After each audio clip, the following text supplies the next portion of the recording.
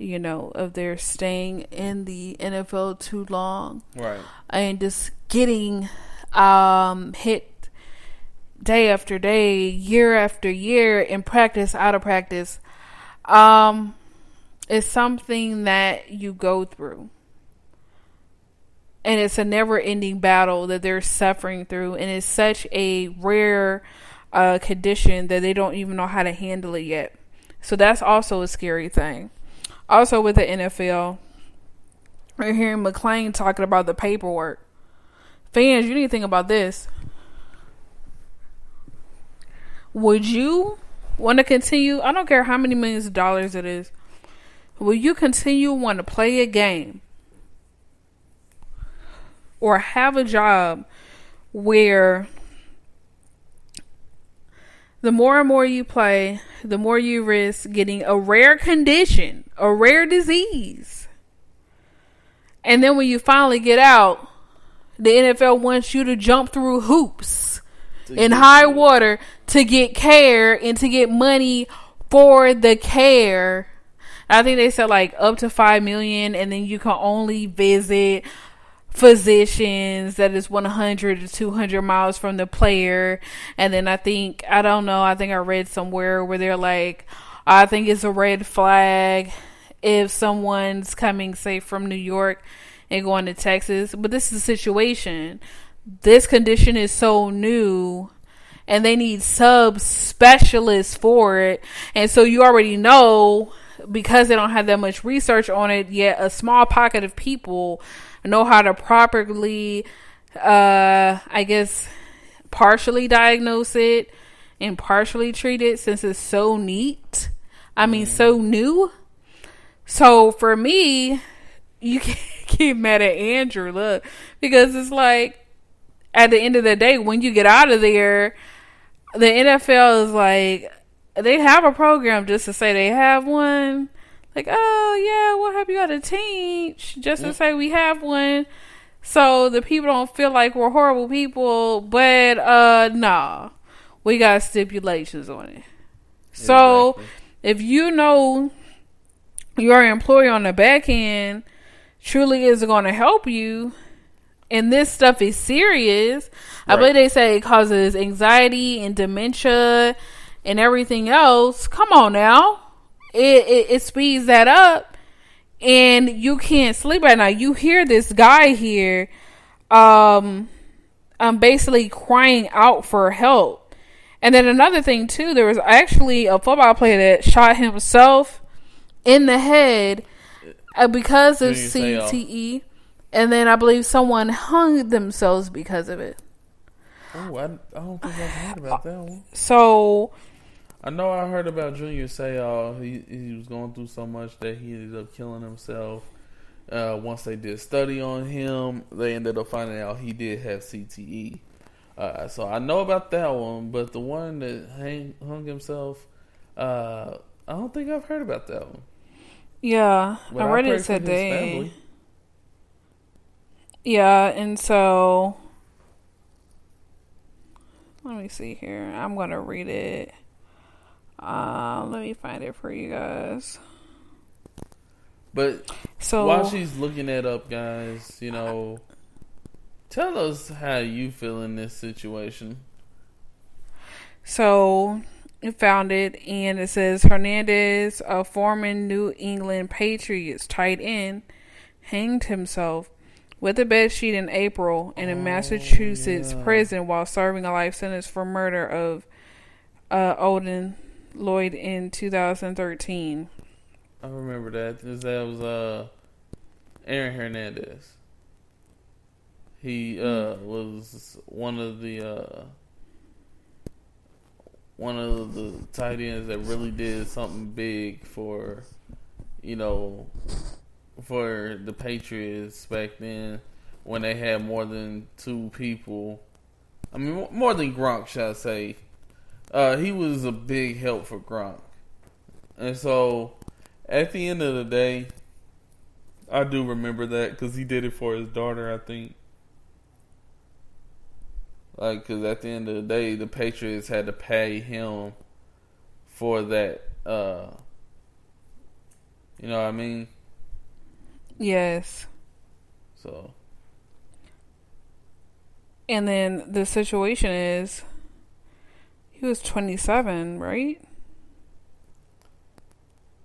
Because it looked like they said because of the brain's pristine condition and rare opportunity to study the disease in a 27-year-old, one of the most significant contributions to our work, Aaron Hernandez. Now, let me bring this up. This is why I bring this up. 27, Aaron Hernandez. Andrew Luck, 29. And they keep on saying, oh, he's too young. He's too young to look at Tom Brady, this and the other. This young man, 27 years old, and it says that it significantly affects decision making, judgment, and cognitions. Researchers at Boston University revealed at a medical conference on Thursday.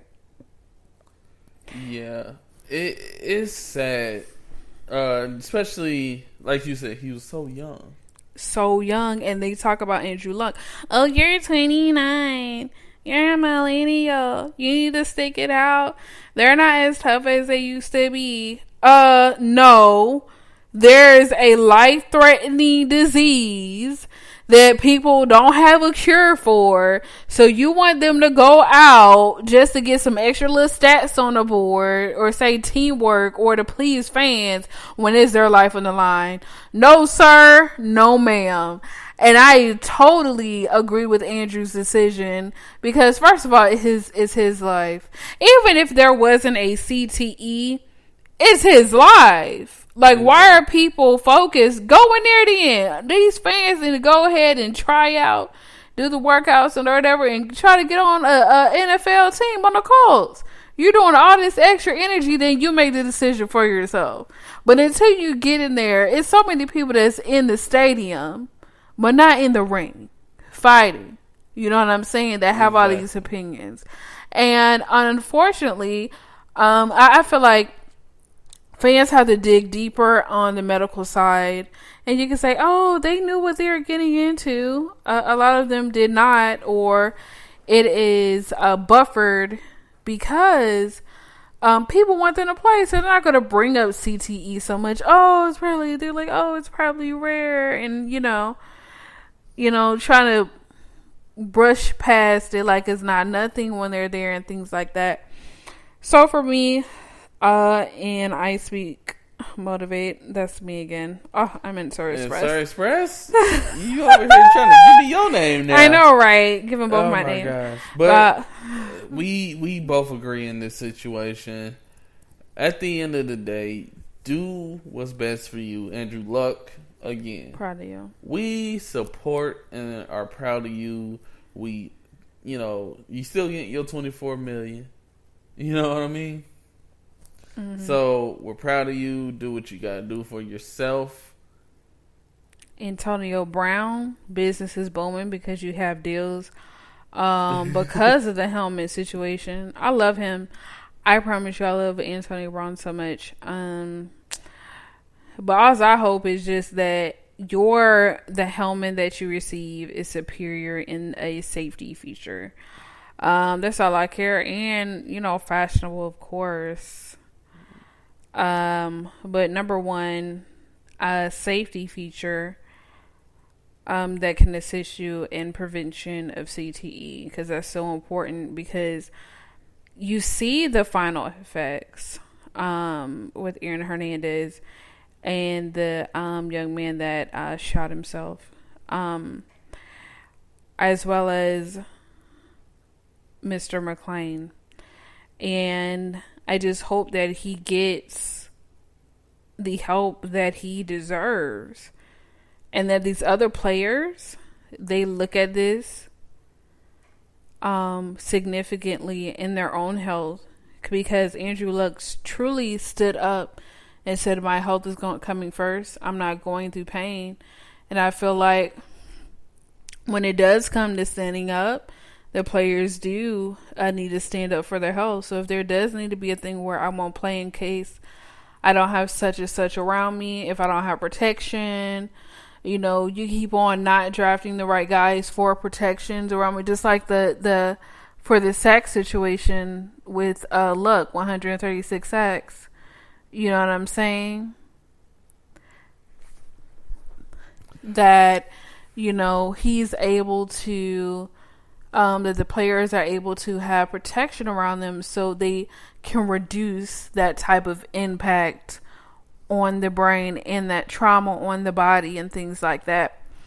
So we keep all of them in our prayers, and that actually every NFL player in our prayers, and things like that. I just feel like there needs to be more TE awareness. Exactly. And definitely agree. You guys, let us know what you guys think. Question number 1. In the situation of the what am I trying to say? Andrew Luck, his retiring. What do you feel in this situation should go down? Do you think that the fans were right for booing? Or is he being unrightfully criticized for doing what's best for him? Number 2, with Antonio Brown. Are you excited about to see what helmet he is going to wear? And are you hoping that he does get a helmet that assists him more on a safety? Since we've been talking about this is mainly the theme, CTE awareness. So important. Number 3, McClain.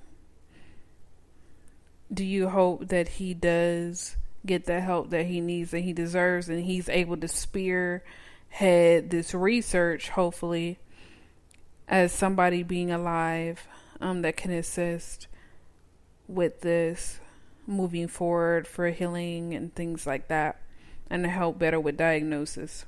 Exactly. So guys, let us know. Also, remember, we're doing the giveaway, the $25 giveaway on August the 24th, ending September the 24th at 12 a.m. The 25 Visa card giveaway. We were so excited about everything so far. I mean, you guys have been really going in with signing in. We're excited about the original Random Family and the new Random Family. It's literally growing every day, and it's so awesome to see different people.